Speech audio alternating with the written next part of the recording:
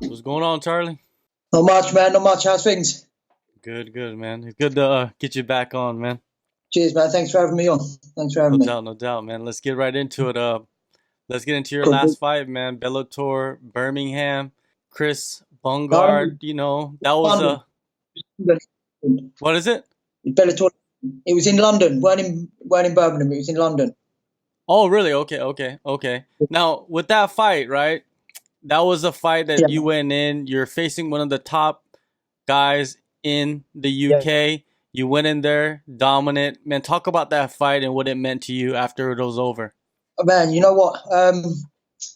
It meant the world to me to get such a dominant performance. But not just in like the areas where everyone thinks that I'm strong. Do you know what I mean? To out grapple Chris was one of the biggest things and biggest achievements. Do you know what I mean? I think I just proved that my all round game is there and it is right up at the top level. Do you know what I mean? So it was great to get a win. I was a little bit disappointed I didn't get to finish in the end. Do you know what I mean? I felt like I was pushing hard, but man, the guy's tough. The guy is tough. I felt like I was winning comfortably, so I thought I'd be able to push and get the finish, but there was no quitting him. Do you know what I mean? So it was really nice to get the win. And like I say, I think I come away from there and people went, "Oh damn! Like he has got wrestling here. He has got a ground game. Oh, like so they're in trouble now."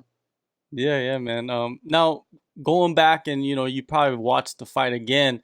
Did you see any moments in that fight where you're like, man, I missed some opportunities? Did you see any of those?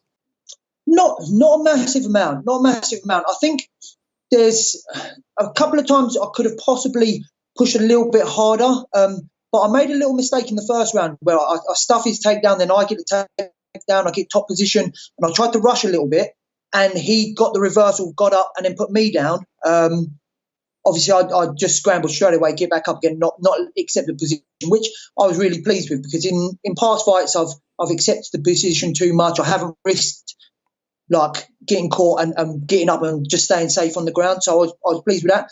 But I think that played in my mind a little bit where I didn't want to rush anything. I didn't want to try anything and get caught. I mean, he's a dangerous guy. I've watched a fight a couple of times, and if you watch, even when I felt like I was comfortable, he'd throw a spinning elbow off the cage or something, or he was looking to throw that spinning back kick and stuff like that. And I mean, I could have won 2.5 rounds. He hits me with one of them spinning back kicks. You know what it's like getting hit in the liver, man. All of a sudden you shut down, or he cuts me bad with an elbow. So I think it was a mature performance from me. I was winning. I felt like I could push a little bit harder when I see the openings, but like I say, he was tough, man, and he was durable. And the last thing I want is to fall into the trap of winning a fight all the way up to the end where until you lose, especially the camp he comes from, man. And you see Paul Craig, one of his main training partners, UFC fights, and what was it like? The last 10 seconds of a fight that he's losing, he comes back and he wins with a triangle and stuff like that. So it's always in this sport, it's always available. The loss is always there, so you've got to be careful. So I was pleased with it. I was pleased with it. Yeah, yeah. Sometimes, playing it smart is better than taking that risk because you do have to get back in the winner's circle, right? Especially coming off that loss. Exactly that. Exactly that. Yeah. I mean, I think at this point in my career and where what I want to achieve, I need to be getting these wins. Now, don't get me wrong. I love to be in exciting fights and I love to strike. People like to see the striking and stuff like that. But I think that fight proved that you can have an exciting fight and not just be a striker. You know what I mean? If you put it all together and mix your whole game up, you can have exciting fights, and it's just putting on the show for people. So expect a lot more of my whole round game coming out rather than me just trying to strike with people and take their head off. Put yourself on the map with that victory. That was last June. What have you been doing, for the last 5 months or so? Getting too fat most of the time. No, I'm only joking. I do like my food, so in between camps I do get a little bit heavy. But I'm training all year round. I'm always training. My only thing that changes really is a little bit of the intensity. Obviously in a camp and when you're getting ready, and my diet. That's mainly. I'm in the gym 6-7 days a week training and just keeping ticking over in between fights. There's a few different shows coming up. I thought I'd be on this one because people had mentioned the September one in Dublin, but my son was starting school, so I'd said, look, I don't want to have to do that, trying to get him settled in school and be preparing for a fight. So I kind of knew I'd have a little bit of a layoff. And yeah, just helping other guys get ready for fights and stuff like that. So I've been in the gym the whole time, just trying to improve, trying to get better at the things that I need to. So, Well, I guess being a part of other fighters' camps allows you to improve so much because other guys, they're not involved in other fighters' camps. They're just kind of like focused on themselves and they go on their own little routine, and months pass by. They're not really training that hard, but being part of camps, it just pushes you harder, right? Yeah, it does. Yeah. And we've got some good guys in our camp, so it's. If I get lazy, I'll get a beating at training, man. And it's not nice. We've got some real good guys down there, and I think it helps being in other people's camps helps because you start looking at different parts of your game where his opponent will be strong in this area or whatever. So it makes you work harder in them areas to try and that way you're improving. Do you know what I mean? So you're helping him out in the way that he needs to be fighting the guy that he's going to fight. And by trying to imitate that guy, I'm improving in areas that I wouldn't normally improve in or I wouldn't even think about. So I try and implement that in all my training and just try and improve everywhere really, and just put the time and effort in. Have you added anything new to your routine in the past few months before you got into your camp? I wouldn't say anything completely new.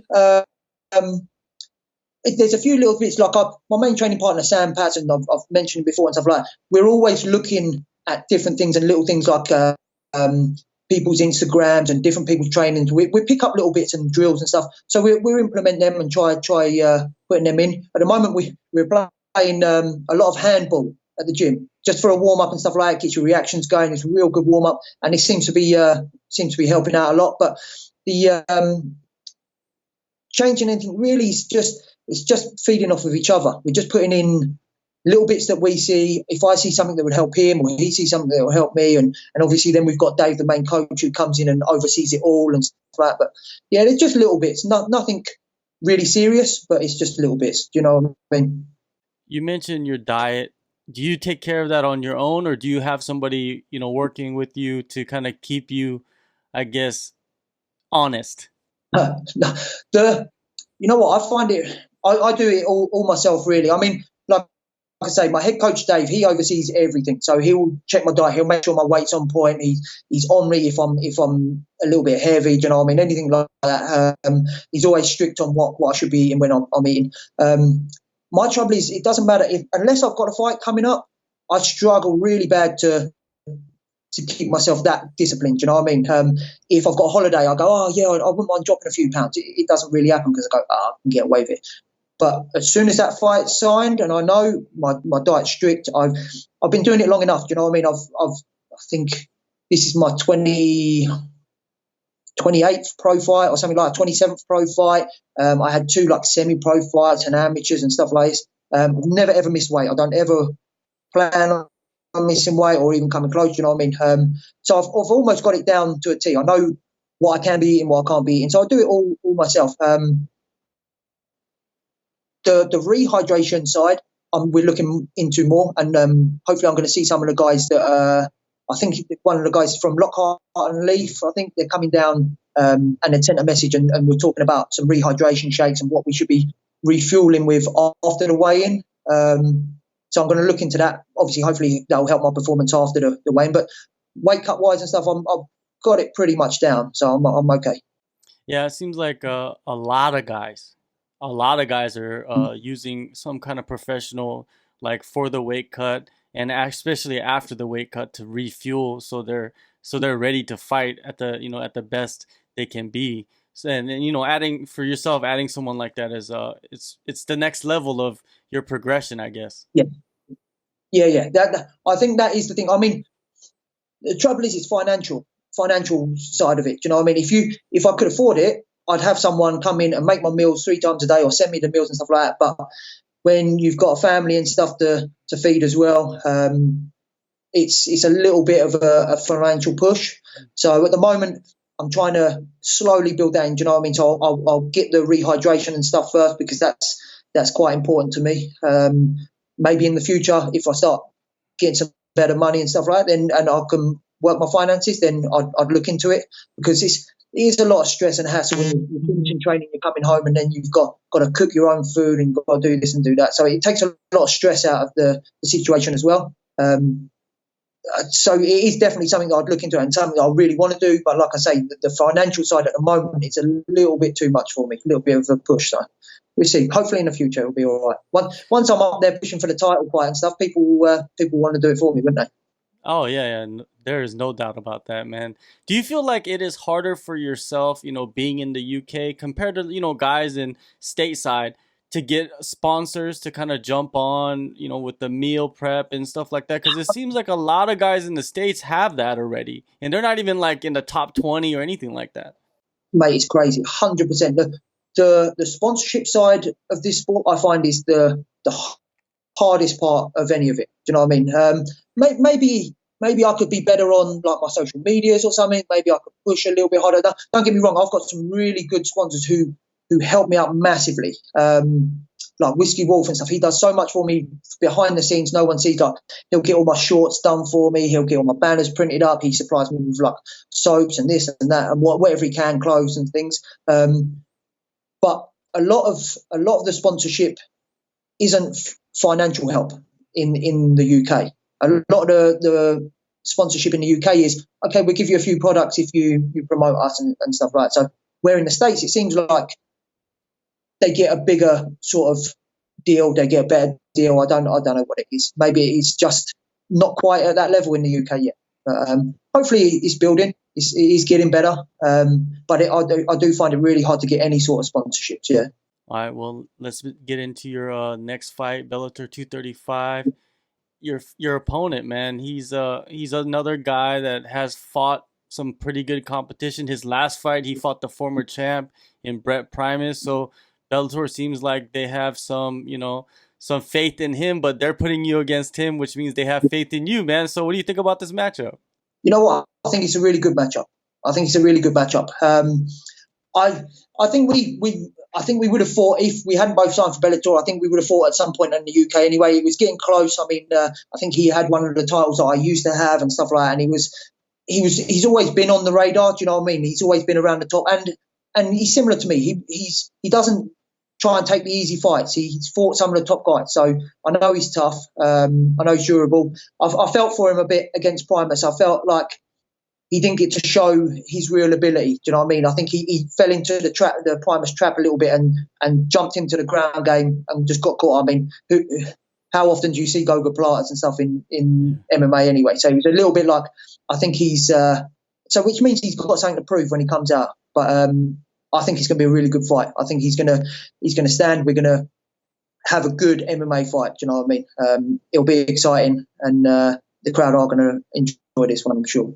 Erasing the last fight out of your mind, and you go back and watch his previous performances, what do you think about his overall game? You know what? It's decent. I think he's similar to me. He's got an underrated ground game. You see guys put him down. He may not be as dangerous as people like on the ground with submissions and stuff, but if you see his like defensive wrestling, his skid ups and stuff like that, it's really good. You've got to be careful of his up kicks and things like that. But he's striking. I think he's really deceptive in his range. I think he's got really good range and he uses it well. He likes to spin as well. He throws some stuff like out there. Do you know what I mean? So it's dangerous. You can get caught anywhere with him. But I see holes everywhere where I can exploit. Do you know what I mean? He is dangerous. He's a really good high level guy, and I think he's a great fight for me. But I see holes where I can expose. Pretty much everywhere. Do you know what I mean? So it'll be okay. I'm pretty sure your last fight you got to show a lot of what you have. This fight, you had a good amount of time to kind of upgrade your skill set and go in there and even show a better showing. Next year, should be probably your year, right? Like, you're going to jump in there after you take out this guy and kind of make a push, right? Because you are at the top of the division. If you look at Europe, right, and Bellator, you're at the top at the lightweight division if you make rankings. There's no rankings, but if you do make them, right? Yeah. This is how I feel. I was speaking to someone the other day, and Once I beat Tim as well, I don't think there's any denying it. Do you know what I mean? There's a couple of guys at the moment who are question marks, and maybe I'd be this, you'd be top 5 or whatever it is. I think once I've beat Tim, I think in Europe they're possibly like the winner of the Sorenbach Brazier fight maybe would be one in Europe.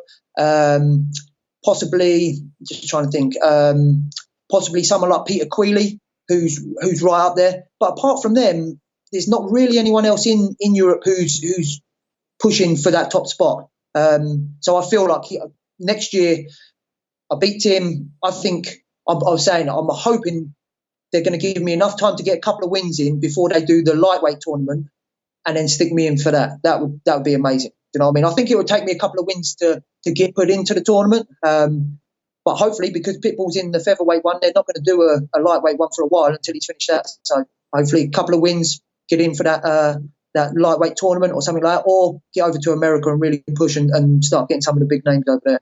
Yeah, I completely agree with you.